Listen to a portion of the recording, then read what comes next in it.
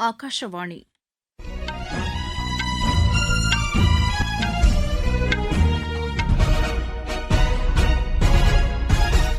செய்திகள் வாசிப்பவர் வடிவழகி கபிலன். தலைப்புச் செய்திகள்: விக்ரம்-1 ராக்கெட் திட்டத்தின் வெற்றி குறித்து ஸ்கைரூட் ஏரோஸ்பேஸ் நிறுவன குழுவினருடன் பிரதமர் திரு நரேந்திர மோடி கலந்துரையாடினார்.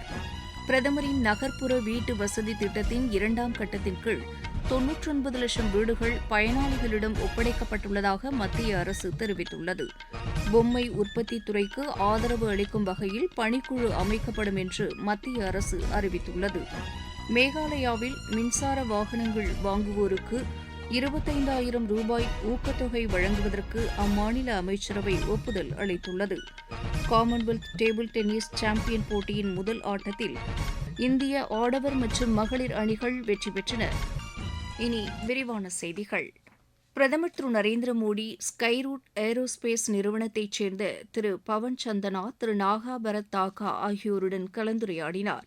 இதுகுறித்து சமூக வலைதளத்தில் பதிவிட்டுள்ள பிரதமர், பல்வேறு ஆர்வமிக்க தலைப்புகளுடன் விக்ரம்-1 ராக்கெட் திட்டத்தின் வெற்றி குறித்து தாங்கள் உரையாடியதாக குறிப்பிட்டுள்ளார்.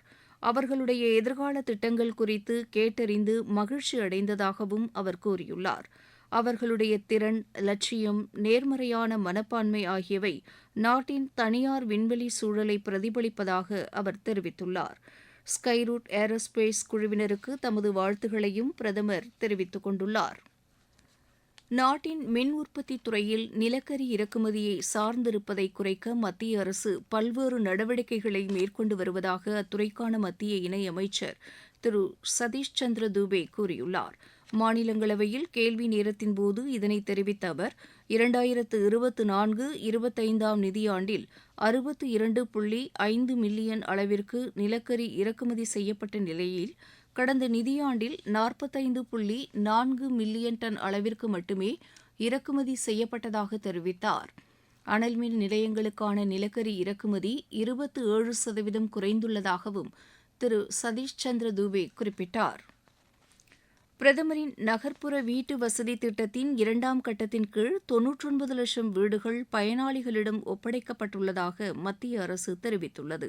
இதுகுறித்து மாநிலங்களவையில் கேள்வி நேரத்தின்போது தெரிவித்துள்ள மத்திய வீட்டு வசதித்துறை இணை அமைச்சர் திரு டோக்கன் சாஹூ, மாநிலங்கள், யூனியன் பிரதேச அரசுகள் சமர்ப்பித்த பரிந்துரைகளின் அடிப்படையில் இதுவரை 1,27,00,000த்திற்கும் மேற்பட்ட வீடுகளுக்கு ஒப்புதல் வழங்கப்பட்டுள்ளதாக கூறியுள்ளார்.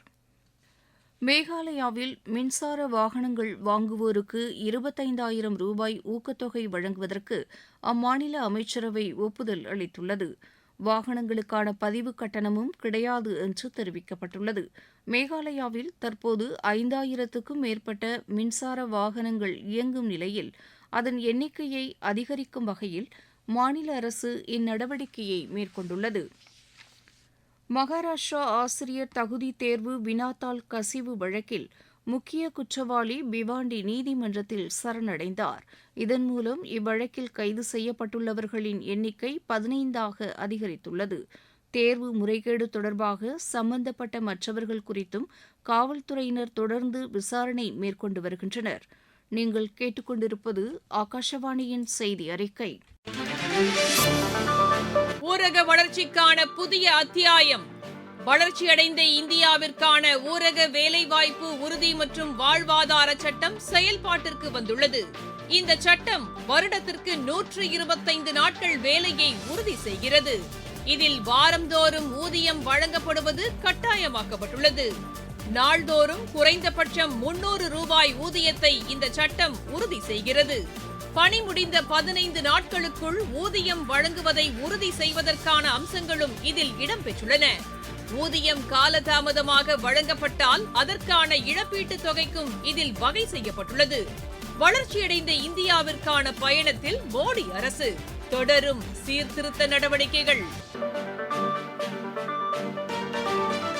பொம்மை உற்பத்தி துறைக்கு ஆதரவு அளிக்கும் வகையில் பணிக்குழு அமைக்கப்படும் என்று மத்திய அரசு அறிவித்துள்ளது. புதுதில்லியில் நடைபெற்ற தொழில் மற்றும் உள்நாட்டு வர்த்தக மேம்பாட்டுத்துறை சார்பில் நடைபெற்ற நிகழ்ச்சியின்போது மத்திய வர்த்தகத்துறை அமைச்சர் திரு பியூஷ் கோயல் இதனை தெரிவித்தார். இதன் மூலம் 2032ஆம் ஆண்டுக்குள் உலக அளவில் பொம்மை சந்தையில் இந்தியா 5% பங்களிப்பை அடைய முடியும் என்று தெரிவிக்கப்பட்டுள்ளது. நாட்டின் பொம்மை தொழிலை உலகளாவிய சந்தைகளுடன் இணைப்பதையும் வர்த்தகம் செய்வதை எளிதாக்குவதையும் இந்த பணிக்குழு கவனம் செலுத்தும் என்று கூறப்பட்டுள்ளது. இந்நிகழ்ச்சியில் பேசிய திரு பியூஷ் கோயல், சிறந்த வடிவமைப்புடன் பொம்மைகளை உற்பத்தி செய்யுமாறும் ஏற்றுமதியில் கவனம் செலுத்துமாறும் தொழில்துறையினரை கேட்டுக் கொண்டார். குழாய் மூலம் குடிநீர் இணைப்பு திட்டத்தின் கீழ் நாடு முழுவதும் ஊரகப் பகுதிகளில் 15,89,00,000 வீடுகளுக்கு குடிநீர் இணைப்பு அளிக்கப்பட்டுள்ளதாக மத்திய நீர்வளத்துறை அமைச்சர் திரு சி.ஆர். பாட்டீல் தெரிவித்துள்ளார். மாநிலங்களவையில் கேள்வி நேரத்தின்போது இதனை தெரிவித்த அவர், மொத்தமுள்ள 19,36,00,000 வீடுகளில் 89% அளவிற்கு குடிநீர் இணைப்பு வழங்கப்பட்டுள்ளதாக கூறினார். தமிழகத்தில் சுமார் 90% ஊரகப் பகுதி வீடுகளுக்கு குழாய் மூலம் குடிநீர் இணைப்பு அளிக்கப்பட்டுள்ளதாக திரு சி.ஆர். பாட்டீல் குறிப்பிட்டார். இந்தியாவை உலகளாவிய சுற்றுலாத் தலமாக மேம்படுத்தும் வகையில் மத்திய சுற்றுலா அமைச்சகம் ஏர் இண்டியா நிறுவனத்துடன் புரிந்துணர்வு ஒப்பந்தத்தில் கையெழுத்திட்டுள்ளது. புதுதில்லியில் நடைபெற்ற நிகழ்ச்சியில் மத்திய சுற்றுலாத்துறை அமைச்சர் திரு கஜேந்திர சிங் ஷெகாவத் தலைமையில் இந்த ஒப்பந்தம் கையெழுத்தானது. ஏர் இண்டியாவின் விரிவான உள்நாட்டு சர்வதேச சேவைகளையும் சுற்றுலா அமைச்சகத்தின் சுற்றுலாத்தல மேம்பாட்டு முயற்சிகளையும் ஒருங்கிணைப்பது இதன் நோக்கமாகும். இதன் மூலம் நாட்டில் சர்வதேச சுற்றுலா பயணிகளை அதிக அளவில் ஈர்க்க முடியும் என்று திரு கஜேந்திர சிங் ஷெகாவத் கூறியுள்ளார். நாட்டில் இன்ஸ்டாகிராம் வலைதளத்திற்கு அடுத்த மாதம் 25ஆம் தேதி முதல் தடை விதிக்கப்பட உள்ளதாக பரவும் தகவல் தவறானது என்று மத்திய அரசு தெரிவித்துள்ளது. இதுகுறித்து பத்திரிகை தகவல் அலுவலகத்தின் உண்மை கண்டறியும் குழு வெளியிட்டுள்ள அறிக்கையில் இந்த தகவல் முற்றிலும் தவறானது என்று கூறியுள்ளது. இதுபோன்ற அறிவிப்புகளை அரசு வெளியிடவில்லை என்று தெளிவுபடுத்தியுள்ளது. இஸ்ரேல் பிரதமர் திரு பெஞ்சமின் நெத்தன்யாகு அமெரிக்க அதிபர் திரு டொனால்டு டிரம்பை இன்று வாஷிங்டனில் சந்திக்கிறார். திரு டிரம்ப் 2வது முறையாக அதிபராக தேர்ந்தெடுக்கப்பட்டது முதல் இரு தலைவர்களுக்கும் இடையேயான 8வது சந்திப்பு இதுவாகும். இதுகுறித்து அறிக்கை வெளியிட்டுள்ள இஸ்ரேல் பிரதமர், மற்ற நாடுகளின் தலைவர்களை விட அமெரிக்க அதிபரைத்தான் தாம் அதிக முறை சந்தித்துள்ளதாக கூறியுள்ளார். தங்களுடைய சந்திப்பின்போது ஈரான் உள்ளிட்ட அனைத்து விவகாரங்கள் குறித்தும் விவாதிக்கப்பட உள்ளதாக அவர் தெரிவித்துள்ளார். பிற நாடுகளின் பாதுகாப்பை உறுதி செய்வதும் அமைதியை நிலைநாட்டுவதும் இந்த சந்திப்பின் நோக்கம் என்று இஸ்ரேல் பிரதமர் கூறியுள்ளார். ஒடிசா, சத்தீஸ்கர், தில்லி, ஹரியானா, பஞ்சாப், சண்டிகர், ஹிமாச்சல் பிரதேசம், உத்தரப்பிரதேசம் மற்றும் உத்தராகண்டில் இன்று கனமுதல் மிக கனமழை பெய்யக்கூடும் என்று வானிலை ஆய்வு மையம் தெரிவித்துள்ளது. ஆந்திராவின் கடலோரப் பகுதி, ராஜஸ்தான், குஜராத், ஜார்க்கண்ட், கேரளம், மத்திய பிரதேசம், தெலங்கானா ஆகிய மாநிலங்களில் அடுத்த 3 நாட்களுக்கு கனமழை பெய்யக்கூடும் என்றும் தெரிவிக்கப்பட்டுள்ளது. கேரளத்தில் எர்ணாகுளம், திருச்சூர், மலப்புரம், கோழிக்கோடு, கண்ணூர் மற்றும் காசர்கோடு மாவட்டங்களில் இன்றும் நாளையும் கனமழை பெய்யக்கூடும் என்று வானிலை ஆய்வு மையம் தெரிவித்துள்ளது. காமன்வெல்த் டேபிள் டென்னிஸ் சாம்பியன் போட்டியின் முதல் ஆட்டத்தில் இந்திய ஆடவர் மற்றும் மகளிர் அணிகள் 3-0 என்ற ஆட்டக்கணக்கில் வெற்றி பெற்றன. தில்லியில் நடைபெற்று வரும் இப்போட்டியில் இந்தியா ஆடவர் பிரிவில் ஜிம்பாப்வேயையும் மகளிர் பிரிவில் மாலத்தீவையும் வென்றன. ஆடவர் பிரிவில் மானவ் தாக்கர், ஹர்மித் தேசாய், பயஸ் ஜெயின் ஆகியோரும், மகளிர் பிரிவில் சுதீர்த்தா முகர்ஜி, யஜஸ்வினி கார்படே, ஸ்வஸ்திகா கோஷ் ஆகியோரும் தத்தமது ஆட்டங்களில் வெற்றி பெற்றனர். காமன்வெல்த் விளையாட்டுப் போட்டியில் இந்தியாவின் ஷர்மிளா தங்கர் தங்கப்பதக்கம் வென்றார். கிளாஸ்கோவில் நடைபெற்று வரும் இப்போட்டியின் மகளிர் பாரா குண்டு எறிதல் பிரிவில் அவர் 9.81 மீட்டர் தூரம் எறிந்து இப்பதக்கத்தை கைப்பற்றினார். மற்றொரு இந்திய வீராங்கனை ஷில்பா ஷைலா வெண்கலப் பதக்கம் வென்றார். ஆடவர் பளு தூக்குதல் 79 கிலோ எடைப்பிரிவில் வல்லூரி அஜயபாபு வெள்ளிப் பதக்கம் வென்றார். ஆடவர் உயரம் தாண்டுதல் பிரிவில் இந்தியாவின் சர்வேஷ் அனில் குஷாரே வெள்ளிப் பதக்கம் வென்றார்.